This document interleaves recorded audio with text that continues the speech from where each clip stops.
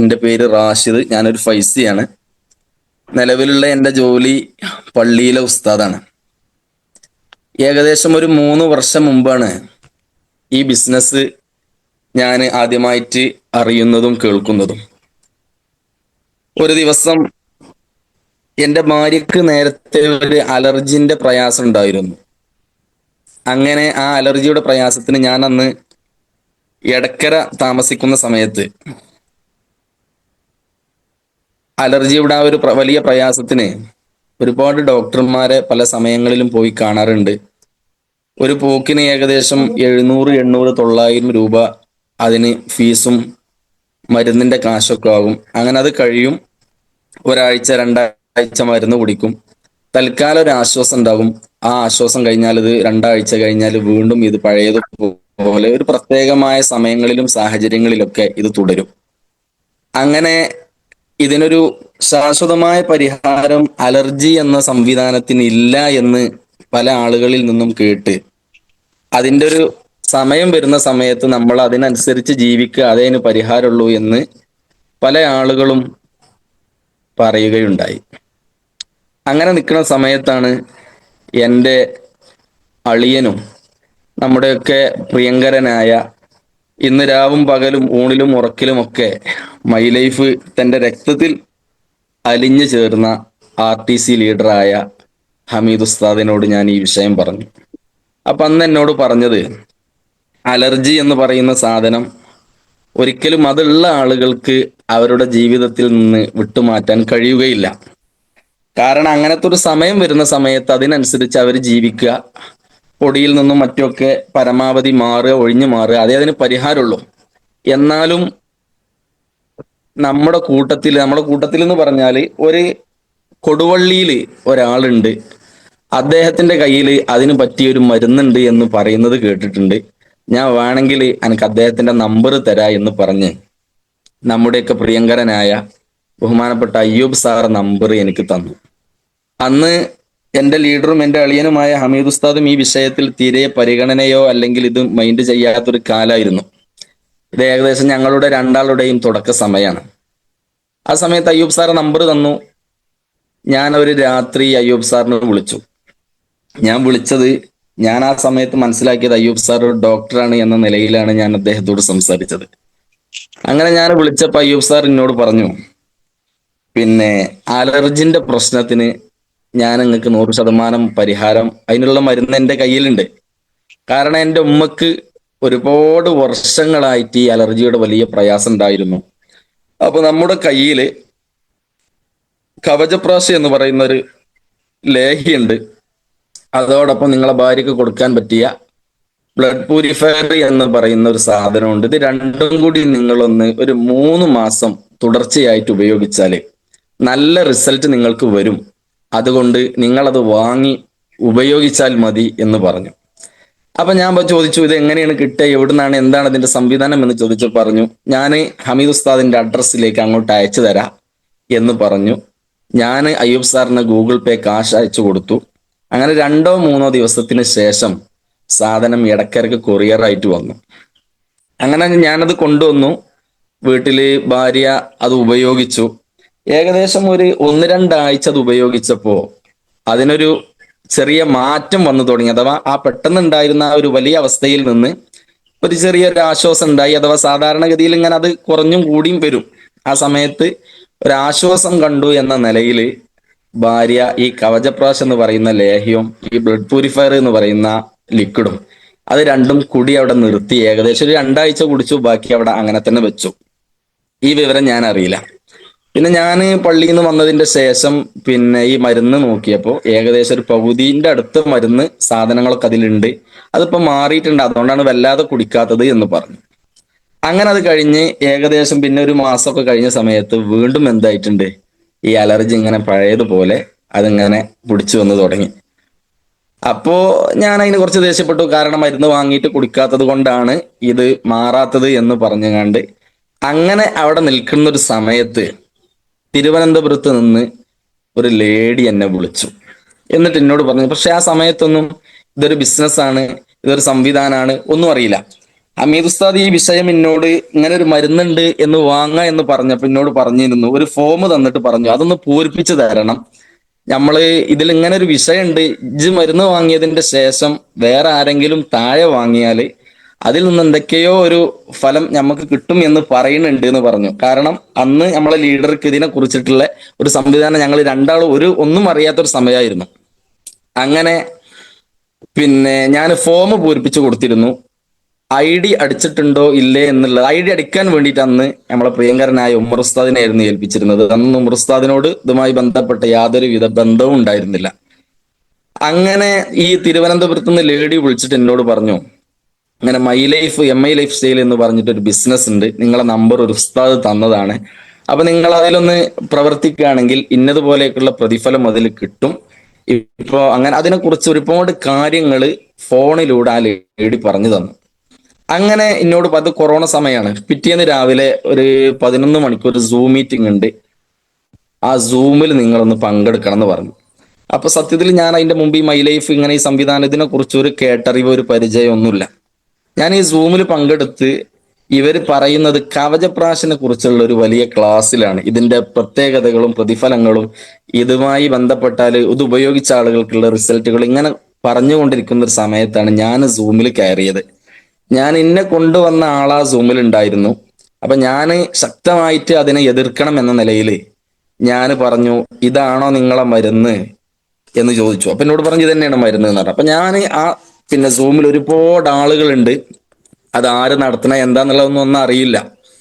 അങ്ങനെ ഞാൻ എന്റെ കവചപ്രാശം എടുത്തുകാണ്ട് കൊടുത്ത് കാണിച്ചു കൊടുത്തിട്ട് പരസ്യമായിട്ട് പറഞ്ഞു, ഇത് മഹാ തട്ടിപ്പാണ്, കാരണം ഇതുകൊണ്ട് ഒരു മാറ്റവും ഇല്ല. ഏകദേശം 1000-ഓളം രൂപ കൊടുത്തിട്ട് ഞാൻ എനിക്കൊരാൾ ഇത് കൊറിയർ അയച്ചു തന്നു, പക്ഷെ ഇത് മാറിയിട്ടില്ല എന്ന് പറഞ്ഞു. അതിൽ ഒരാളുണ്ടായിരുന്നു, അയാള് പറഞ്ഞു ആ കുപ്പി മൂടി ഒന്ന് തുറന്നു തരുന്ന പറഞ്ഞു. അപ്പൊ ഞാൻ ഈ കവചപ്രാശിന്റെ മൂടി ഒന്ന് തുറന്നുകാണ്ട് ജസ്റ്റ് ഒന്ന് കാണിച്ചു കൊടുത്തപ്പോ ഏകദേശം പകുതിയോളം സാധനം അതിലുണ്ട്.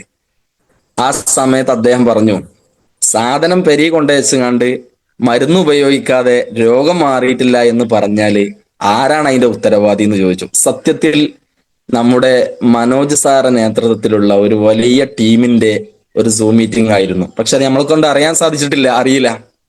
അങ്ങനെ അത് കഴിഞ്ഞു. ഞാൻ ഭാര്യയോട് പറഞ്ഞു, ഇതിനെക്കുറിച്ച് ഇങ്ങനെ ഒരുപാട് മഹത്വം പലരും പറയുന്നുണ്ട്, അതുകൊണ്ട് അലർജി പരിപൂർണമായിട്ട് വിട്ടുമാറണമെങ്കിൽ സ്ഥിരമായിട്ട് അവർ പറഞ്ഞതുപോലെ ഒരു 3 മാസം ഉപയോഗിക്കുക. 3 മാസം ഉപയോഗിച്ചാൽ അത് മാറും എന്ന് തന്നെയാണ് പലരും പറയുന്നത്. അതുകൊണ്ട് വേണമെങ്കിൽ അത് ഉപയോഗിക്കാം എന്ന് പറഞ്ഞിട്ട് അത് ഉപയോഗിക്കാൻ തുടങ്ങി. വീണ്ടും ഒരു ബോട്ടിൽ വാങ്ങിക്കൊടുത്തു. അങ്ങനെ നിൽക്കുന്ന സമയത്ത് വീണ്ടും ഈ ലേഡി എന്നെ ബന്ധപ്പെടും. പക്ഷെ ഞാൻ ആ ഭാഗം മെയിൻറ്റ് ചെയ്തില്ല. തൽക്കാലം അങ്ങനെ ഒരു ബിസിനസ് സംവിധാനം വേണ്ട എന്ന് തന്നെ തീരുമാനിച്ചു. അങ്ങനെ അതൊക്കെ കഴിഞ്ഞിട്ട് പിന്നെ ഒരു 1-2 ഒക്കെ മാസം കഴിഞ്ഞതിന്റെ ശേഷം ഞാൻ ഒരിക്കൽ എൻ്റെ ജ്യേഷ്ഠനുമായിട്ട് ഇങ്ങനെ ബന്ധപ്പെട്ട് ഒരിക്കൽ രാത്രി സംസാരിച്ചിരുന്നപ്പോ ഞാൻ പറഞ്ഞു, എന്തെങ്കിലുമൊക്കെ നമ്മൾ ഈ പള്ളിയിലുള്ള ജോലി ഇതാണല്ലോ നമ്മളെ വരുമാന മാർഗം.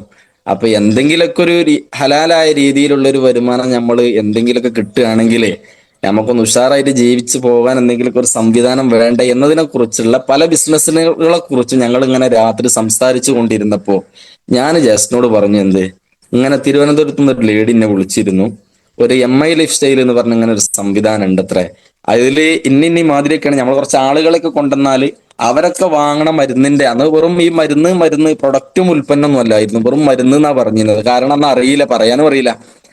അപ്പൊ ഇങ്ങനെയൊക്കെയാണ് പറയുന്നത്. അപ്പോ നമ്മള് അതിലൊന്ന് നോക്കല്ലേ എന്ന് ചോദിച്ചു.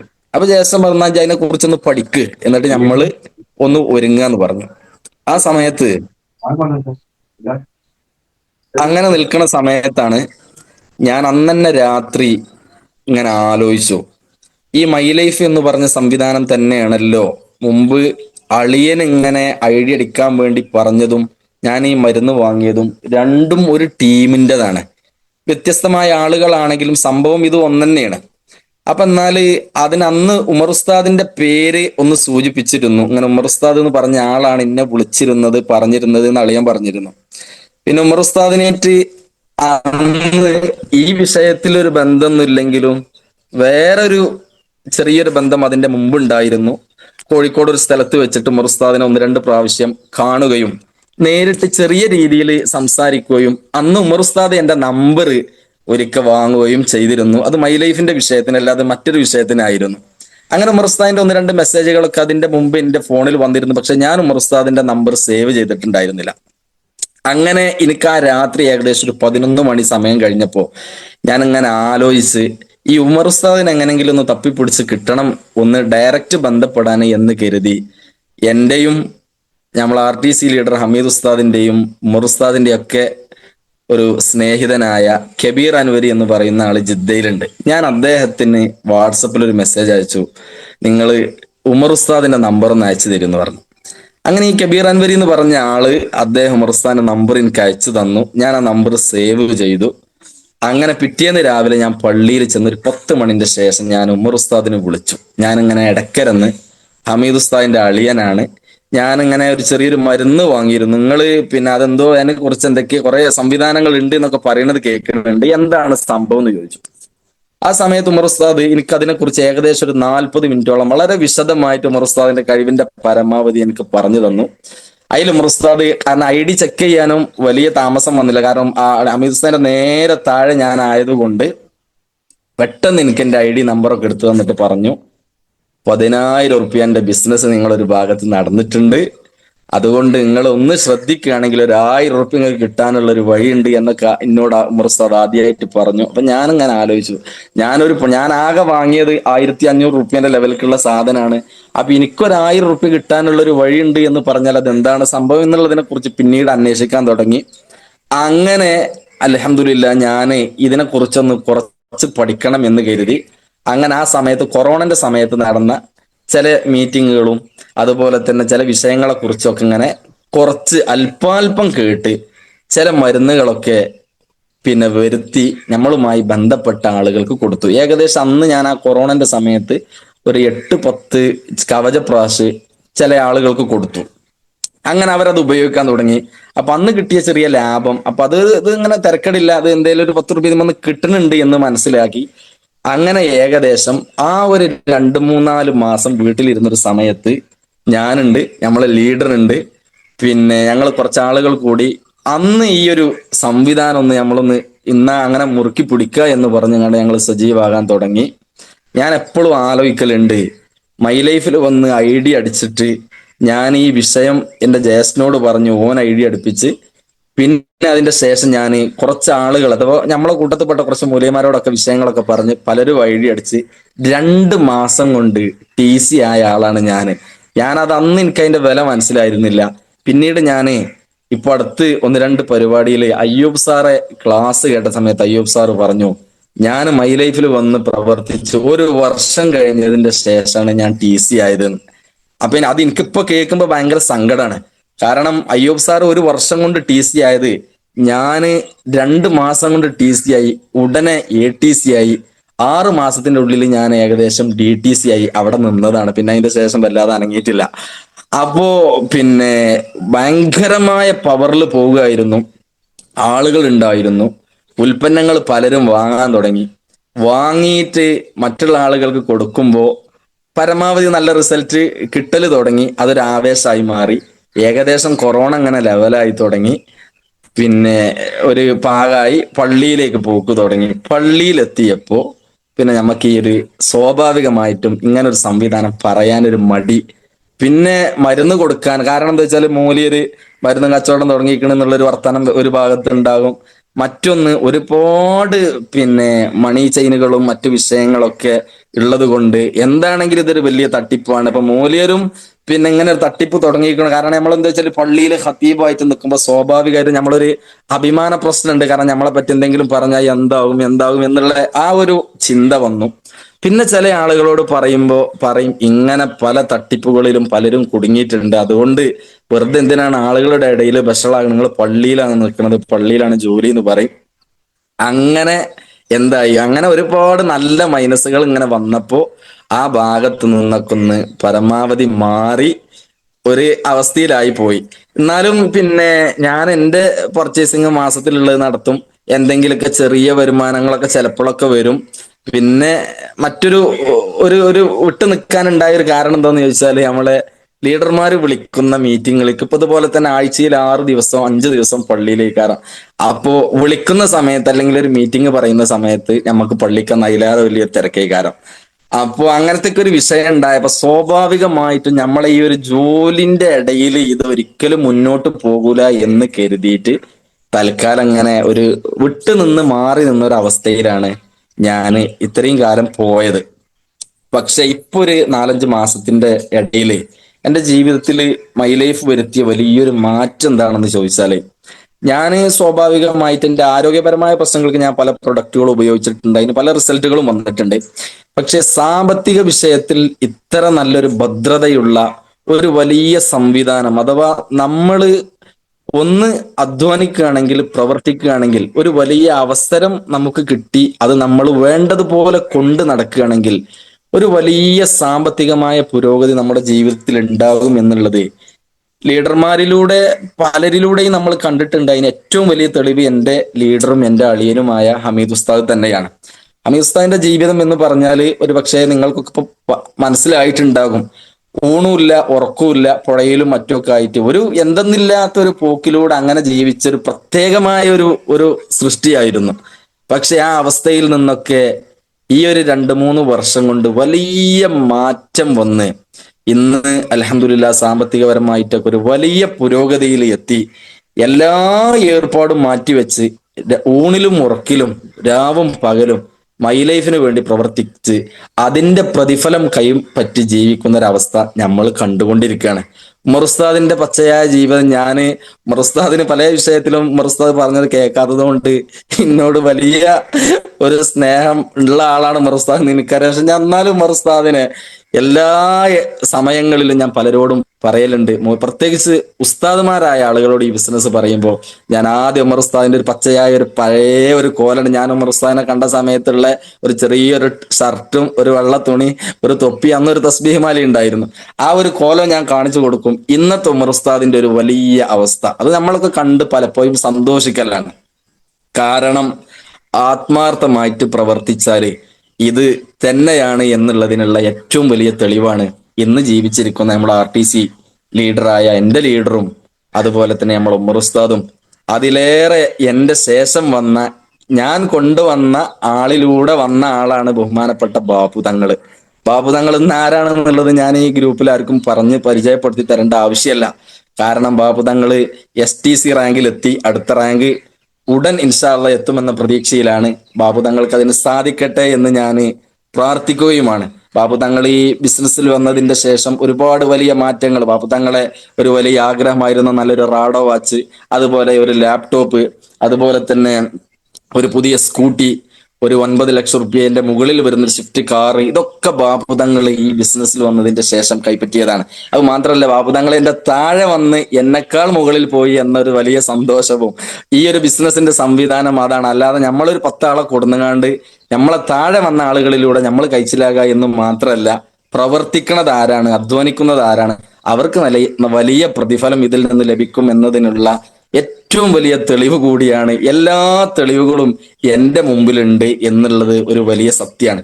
ഇപ്പൊ ഒരു 2-3-4 മാസമായിട്ട് ഞാൻ ഇതിൽ നിന്ന് മനസ്സിലാക്കിയ മറ്റൊരു സത്യം എന്താന്ന് ചോദിച്ചാല്, ഇപ്പൊ ഞാൻ എല്ലാ ദിവസവും എന്റെ ആപ്പ് ഒന്ന് തുറന്നു നോക്കും. എല്ലാ ദിവസവും ഏകദേശം ഒരു വൈകുന്നേര സമയത്ത് ഞാൻ തുറന്നു നോക്കുമ്പോ പിന്നെ ഒരു 40,000, 35,000, 25,000 രൂപന്റെ ബിസിനസ് നടക്കാത്ത ഒരു ദിവസവും എന്റെ ഓർഗ് വണ്ണിലില്ല. എല്ലാ ദിവസവും നടക്കും. പക്ഷെ ഈ ഓർഗ് വണ്ണിലുള്ള ആളുകള് ആരൊക്കെയാണ്, അവര് എവിടെ ഉള്ളവരാണ്, ഒരു വിവരവും എനിക്കില്ല. അതാണ് എന്റെ ഈ ബിസിനസ്സിൽ വന്ന എന്റെ ഏറ്റവും വലിയ മൈനസും പരാജയവും അതാണ് എന്ന നല്ലൊരു ബോധം എനിക്കുണ്ട്. അതിനുണ്ടായ ഒരു കാരണം, ഞങ്ങൾ ഈ തുടക്കകാലത്ത് ഒരുപാട് ആളുകളോട് പറഞ്ഞു, നമ്മൾ പറഞ്ഞവർ മറ്റുള്ളവരോട് പറഞ്ഞു, അങ്ങനെ പലരും ഐഡിയ അടിച്ച് അവരൊക്കെ അങ്ങനെ അത് പോയി. അന്ന് ഒരു 10 റുപ്യ വരുമാനം കിട്ടിയപ്പോ എന്ത് മനസ്സിലായി, ഇതുപോലൊക്കെ ഐഡിയ അടിച്ച് പോന്നാ മതി, അത് നമുക്ക് ഇതിന്റെ ബാക്കി അങ്ങനെ കിട്ടിക്കോളും എന്ന് കരുതിയങ്ങാണ്ട് പോയൊരൊറ്റ കാരണം ഇന്ന് വളരെ വലിയ പരാജയത്തിലാണ്. കാരണം എന്റെ മറ്റൊരു ഭാഗത്ത് യാതൊരുവിധ ടീമില്ല, ആളുകളില്ല. പക്ഷെ അവിടെ ഇപ്പൊ ഇങ്ങനെ ചെറിയ ചെറിയ ആളുകളൊക്കെ കൊണ്ടുവന്ന് ഇങ്ങനെ ചെറിയ രീതിയിലൊക്കെ ബിസിനസ് ഇങ്ങനെ നടന്നു പോകുന്നുണ്ട്.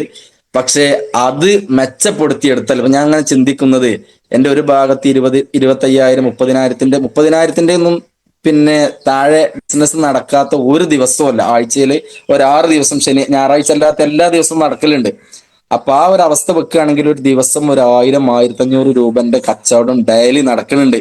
അപ്പൊ അത് ആരൊക്കെയോ ആണ്, ഞാൻ അറിയാത്തവരാണ്. അപ്പൊ ഞാനിങ്ങനെ ചിന്തിക്കും, അതൊക്കെ ഞാൻ അറിയുന്ന ഒരു രീതിയിൽ അവരെയൊക്കെ ഒന്ന് ഫോളോ ചെയ്ത് അവർക്കൊക്കെ വേണ്ട ഉപദേശ നിർദ്ദേശങ്ങൾ കൊടുത്തിരുന്നെങ്കിൽ ഇന്ന് അത് 50,000 1 ലക്ഷം ഒക്കെ ആയിരുന്നു എന്ന ഒരു ബോധം എനിക്ക് ഇപ്പോൾ വന്നിട്ടുണ്ട്. ഒന്ന്. മറ്റൊന്ന്, എന്റെ മറ്റൊരു ഭാഗത്തും കുറച്ച് ആളുകളൊക്കെ ഉണ്ടായിരുന്നു. പക്ഷെ അത് കഴിയൂല. ഇത് ഇങ്ങനെ ഒരു ബിസിനസ്സാണ്, ആളുകളോട് പറയാൻ എങ്ങനെ പറയുമ്പോൾ ആളുകളൊക്കെ മൈനസ് ആണെന്ന് പറഞ്ഞപ്പോ അത് എന്നാ ചെയ്യണില്ലെങ്കിൽ ചെയ്യേണ്ട, അത് നമ്മളെ കൊണ്ട് കഴിയൂല എന്നുള്ള വാക്ക് പറഞ്ഞ് ഞാനും പലർക്കും സപ്പോർട്ട് കൊടുത്തിട്ടുണ്ട്. പക്ഷെ ഞാൻ അന്നും ഇതിലുണ്ട്, ഇങ്ങനെ പറയും ചെയ്യും. ആ ഒരു അവസ്ഥ കൊണ്ട് മാത്രമാണ് ഞാൻ ഇന്ന് ഇങ്ങനെ ആയത് എന്ന ആ ഒരു വലിയ വിഷമം എനിക്കുണ്ട്.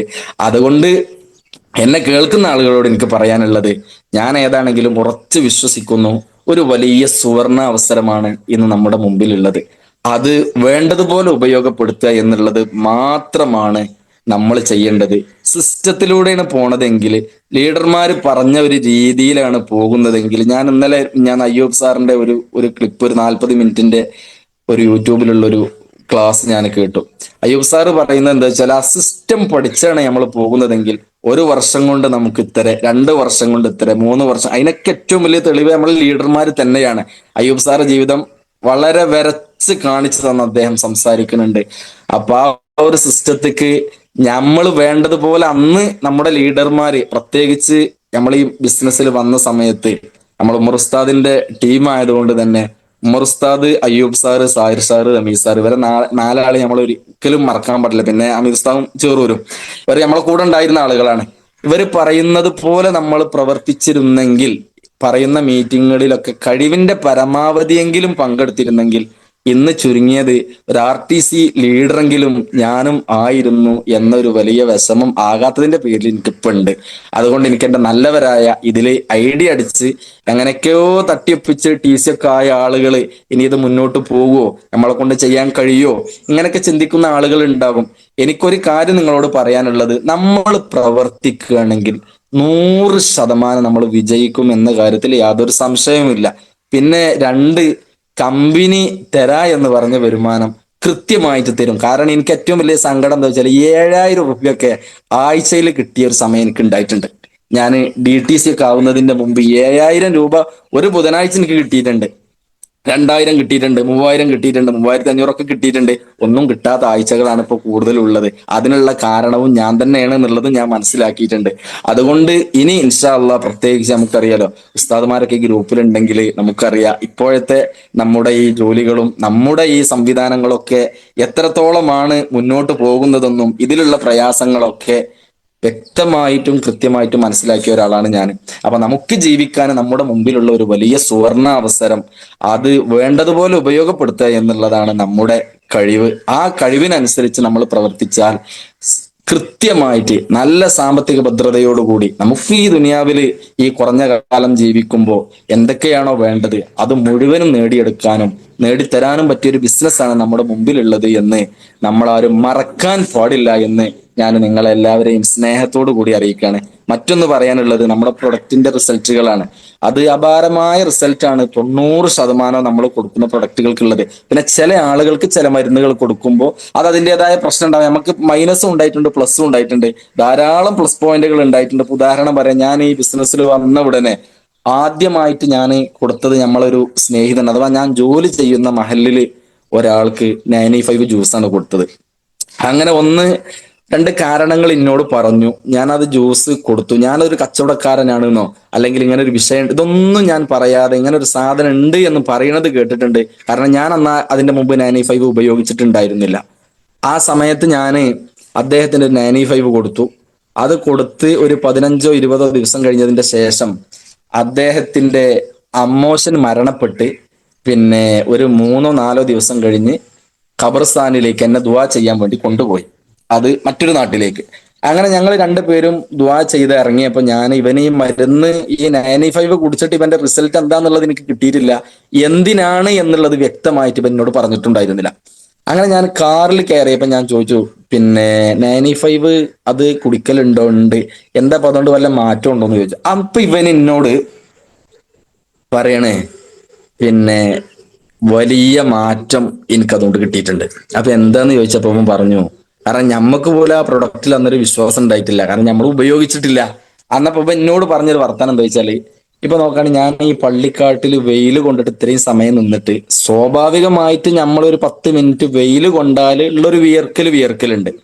ഇതേ എന്തായിട്ടുള്ളൂ, ഞാൻ വിയർത്തിട്ടുള്ളൂ. ഇതിന്റെ ഒരു അവസ്ഥ എന്താന്ന് ചോദിച്ചാലേ, കുളിമുറിയിൽ കുളിച്ച് റൂമിലേക്ക് എത്തുമ്പോഴേക്ക് എന്റെ ശരീരമാസകലം വിയർക്കുകയാണ്. ആ ഒരു രോഗമാണ് എനിക്കുള്ളത്. വെറുതെ വിയർത്ത് കൊണ്ടിരിക്കുക. വീട്ടിലുള്ള സമയത്തൊക്കെ ഫുൾ ടൈം എ സിയിലും ഫാനിലുമാണ്, പക്ഷെ പുറത്തിറങ്ങാൻ കഴിയൂല. ഇങ്ങനെ ഒരു പ്രത്യേകമായ ഒരു എന്റെ ശരീരത്തിന് ഒരു പ്രയാസമുണ്ട്. അത് ഏകദേശം അൽഹംദുലില്ലാ പരിപൂർണമായി തന്നെ മാറി എന്ന് പറയാം. ആ ഒരു അവസ്ഥയിലാണ്. കാരണം നിങ്ങളും ഞാനും ഈ പള്ളിപ്പറമ്പിൽ നിന്നിട്ട് വെയിൽ കൊണ്ടിട്ട് ഒരുപോലെയാണ് വിയർത്തിട്ടുള്ളത്.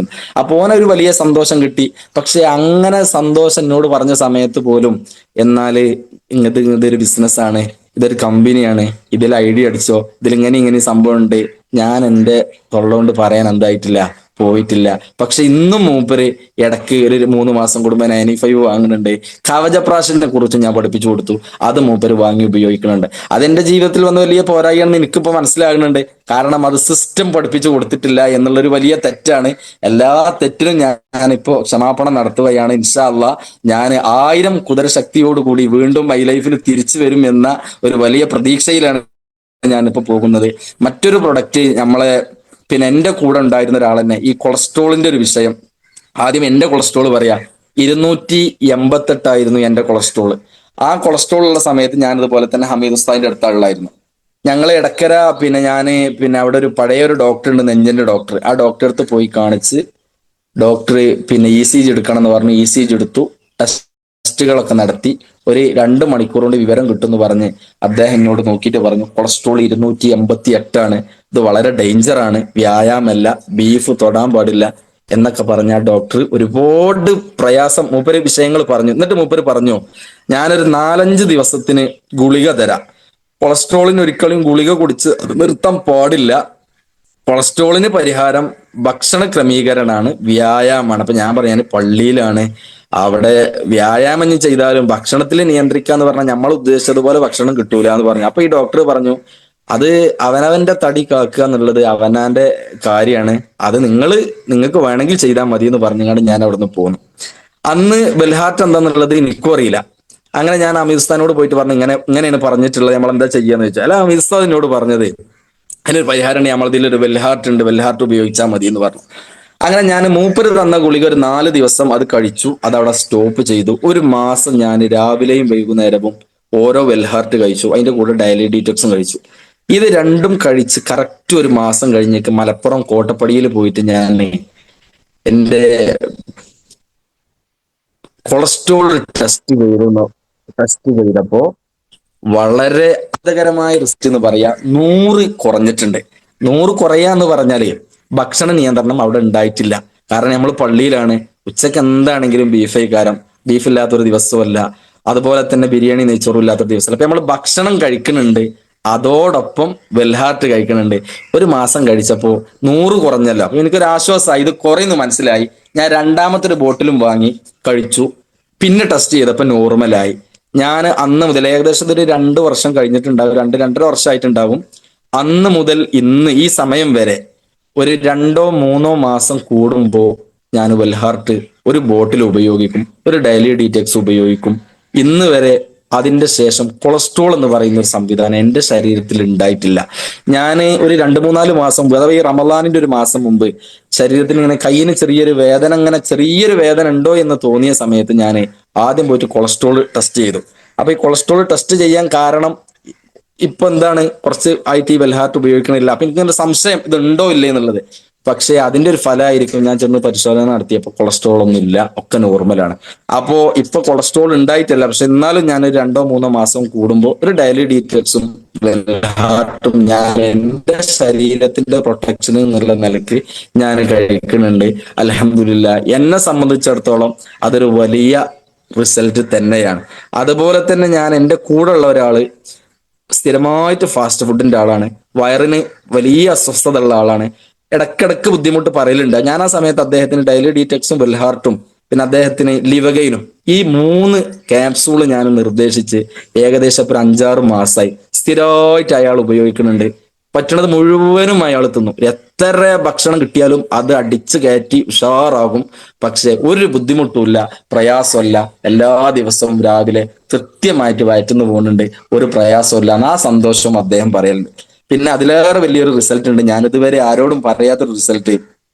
കഴിഞ്ഞ ഒരു 5-8 മാസം മുമ്പ് നമ്മളെ ഒരാള് പിന്നെ ചെറിയൊരു ക്യാൻസറുമായി ബന്ധപ്പെട്ട് തിരുവനന്തപുരത്ത് ഒരു പരിശോധനക്ക് ചെന്നപ്പോ ഡോക്ടർ പറഞ്ഞത് പിന്നെ ഒരു ന്യൂക്ലിയർ മെഡിസിൻ എന്ന് പറഞ്ഞ ഒരു മരുന്ന് കഴിക്കണം. കാരണം ആ രോഗത്തിന്റെ ഒരു സാഹചര്യം അതാണ്, അവിടെ എത്തിയിട്ടുണ്ട്. അപ്പൊ അതുകൊണ്ട് അതിന് ഏകദേശം ഒരു 70,000 രൂപ, 100 മില്ലിയോ അങ്ങനെ എന്തോന്ന് പറഞ്ഞത്, 70,000 രൂപ വരും. അപ്പൊ അതിന്റെ സ്കാനിങ്ങും മരുന്നും പിന്നെ 4 ദിവസത്തെ അഡ്മിറ്റും, ഭയങ്കര ഡേഞ്ചറായ ഒരു മരുന്നാണ് എന്നൊക്കെ പറഞ്ഞുകൊണ്ട് അതിനെ കുറിച്ചൊക്കെ പറഞ്ഞ് അത് ഏതാണെങ്കിലും ആ സമയത്ത് അദ്ദേഹം അത് കഴിച്ചു പോന്നു. ഇനി കറക്റ്റ് 6 മാസം കഴിഞ്ഞിട്ട് അതിന്റെ പിന്നെ അടുത്ത പരിശോധന സാധ്യത ഉണ്ട്, മാറാനും സാധ്യത ഉണ്ട്, ശരീരത്തിൽ ഉണ്ടാകാനും സാധ്യത ഉണ്ട്. ഉണ്ടെങ്കിൽ അടുത്തൊരു ഓപ്പറേഷനിലേക്ക് പോകേണ്ടി വരും എന്ന ആ ഒരു വാക്ക് പറഞ്ഞു പോന്ന്. ഞാൻ പള്ളിയിൽ വന്നപ്പോൾ എന്നോട് വിഷയങ്ങളൊക്കെ പറഞ്ഞു, ഇങ്ങനെ ഒരു സംഭവം ഉണ്ട്, എന്താണ് ചെയ്യാന്ന് ചോദിച്ചു. ഞാൻ പറഞ്ഞു ഡോക്ടർ എന്തേ പറഞ്ഞു, ഇപ്പൊ ഞങ്ങൾ മരുന്ന് കുടിച്ച് പോന്നതാണ്, ഇനി 6 മാസം കഴിഞ്ഞിട്ടാണ് അടുത്ത ചെക്കപ്പ്. അപ്പൊ നമുക്കിത് ശരീരത്തിൽ ഇതിന്റെ ഒരു അംശം ഉണ്ടാകാൻ പാടില്ല എന്ന് പറഞ്ഞു. അപ്പൊ ഞാൻ പറഞ്ഞ കൂടെ നമുക്ക് ദുആ ചെയ്യാം. അതോടൊപ്പം നിങ്ങൾ ചെയ്യേണ്ട മറ്റൊരു പ്രവർത്തനം ഉണ്ട്. ഒരു 3000 റുപ്യ കൊടുത്താല് ഒരു ചെറിയൊരു ജ്യൂസ് കിട്ടും, 95 എന്നാണ് അതിന്റെ പേര്. അപ്പോഴും ഞാൻ പറഞ്ഞത് അത് മഞ്ചേരി മലപ്പുറത്ത് അവിടെ എവിടേക്കേ സാധനം ഉണ്ട് എന്നാ പറയുന്നത്. എനിക്ക് അതിനെ കുറിച്ച് കൂടുതൽ അറിയില്ല എന്ന് പറഞ്ഞു. കാരണം ഞാൻ എന്റെ മാനം കാത്തതാണ്. കാരണം എന്തെങ്കിലും സംഭവിച്ചാൽ പിന്നെ പള്ളിക്കത്തെ മൂല്യര് പറഞ്ഞാൽ നമ്മളെ പറ്റിച്ചു എന്നുള്ളൊരു വർത്താനം നാളെ പറയാൻ പാടില്ല എന്ന് കരുതിയിട്ട് എനിക്കൊരു ചെറിയൊരു പേടിയുണ്ട്. അങ്ങനെ ഈ സാധു ഞാനത് പറഞ്ഞ് മഞ്ചേരി നെല്ലിപ്പറമ്പ് എല്ലാ സംവിധാനം നമ്മളെ സ്റ്റോറിനെ കുറിച്ച് പറഞ്ഞു കൊടുത്ത്, ഐഡിയ ഒന്നുമില്ല. അദ്ദേഹം പോയി. ഞാൻ അപ്പോഴേക്ക് ഐഡിയ പരമായിട്ട് മഞ്ചേരിക്ക് വിളിച്ചു പറഞ്ഞു, നമ്മളെ ഐഡിയ തന്നെ ആയിക്കോട്ടെ വാങ്ങണത് എന്ന് കരുതിയിട്ട്. അങ്ങനെ അദ്ദേഹം പോയി. ഏകദേശം 5 മാസം അദ്ദേഹം അത് ഉപയോഗിച്ചു. പിന്നീട് RCCയിൽ ചെന്ന് അവർ പറഞ്ഞ ടെസ്റ്റ് നടത്തി. അങ്ങനത്തെ ഒരു സംഭവേ ഡോക്ടർ ശരീരത്തിൽ ഇല്ല, ഇപ്പൊ കുഴപ്പമൊന്നുമില്ല, ഇനി ഒരു വർഷം കഴിഞ്ഞിട്ട് നമുക്ക് അടുത്തൊരു ചെക്കപ്പിന് വന്നാൽ മതി എന്ന് പറഞ്ഞ് അദ്ദേഹം നമ്മളെ കൂട്ടിലങ്ങാടി പരിസരത്ത് ജീവിച്ചിരിക്കുന്നുണ്ട്. നമ്മളൊരു സ്നേഹിതനാണ്. അപ്പൊ ഇങ്ങനെ പറയുകയാണെങ്കിൽ ധാരാളം റിസൾട്ടുകൾ നമ്മളെ അറിവിലുണ്ട്. അപ്പൊ റിസൾട്ട് ഓക്കെയാണ്, ബിസിനസ് ഓക്കെയാണ്, ഇന്ത്യയിലെ ഏറ്റവും വലിയ നമ്പർ 1 ബിസിനസ് ആണ്. അതുപോലെ തന്നെ സാമ്പത്തിക ഭദ്രതയുള്ള, നമുക്കും നമ്മുടെ 3 തലമുറക്കും രക്ഷപ്പെടാൻ പറ്റിയ വലിയൊരു സംവിധാനമാണ് എന്ന ഒരു ബോധം നമുക്കൊക്കെ ഉണ്ടാകണം. എന്നെ പോലെ ആരെങ്കിലൊക്കെ മടിച്ച് ഈ വിഷയത്തിൽ ഇത് എന്താ ആകുക, ഇതുകൊണ്ട് നമ്മൾ കുടുങ്ങോ രക്ഷപ്പെടുവോ എന്ന് തോന്നി ആർക്കെങ്കിലും നിൽക്കുന്നുണ്ടെങ്കിൽ ഇതുകൊണ്ട് നമ്മൾ രക്ഷപ്പെടും എന്ന് 100% ഉറച്ച വിശ്വാസത്തോടു കൂടി നമ്മുടെ കൈ പിടിച്ചുയർത്താന് ഒരു മുഴം, ഒരു ചാണ് നമ്മൾ നമ്മുടെ ലീഡർമാരേറ്റ് അടുത്താല് ഒരു മുഴം അവർ ഇങ്ങോട്ട് അടുക്കും. കാരണം ഞാൻ ഇന്ന് എന്റെ ക്ലാസ് പോലും ഒഴിവാക്കിയിട്ട്, കാരണം ലീഡർമാർ പറഞ്ഞതാണല്ലോ എന്ന് കരുതി ഞാൻ അവർക്ക് വേണ്ടിയാണ് ഞാനിന്ന് ഈ ഒരു സമയത്ത് ഇവിടെ ഈ ഒരു സൂമിൽ വന്നത്.